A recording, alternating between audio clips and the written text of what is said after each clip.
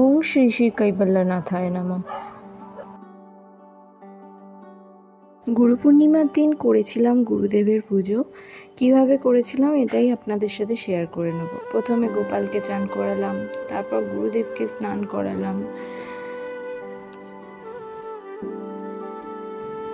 ছোটোখাটো করে বাড়ির মধ্যেই যেটুকুনি গুরুদেবের জন্য করতে পেরেছিলাম সেটুকুনি করেছিলাম।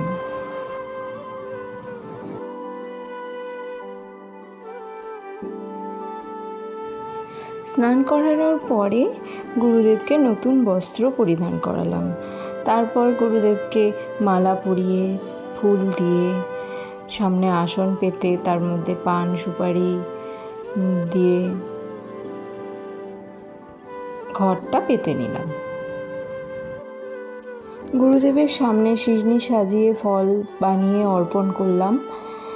এবার তারপরে আরতি করেছি, গুরুদেবের পাঁচালি পাঠ করেছি। এইভাবেই আজকের আমাদের গুরু পূর্ণিমার দিনটি শেষ হলো।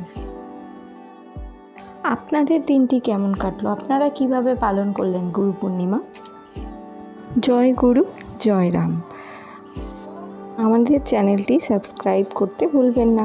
ভিডিওটি ভালো লাগলে একটি লাইক করে দেবেন এবং কমেন্ট করুন।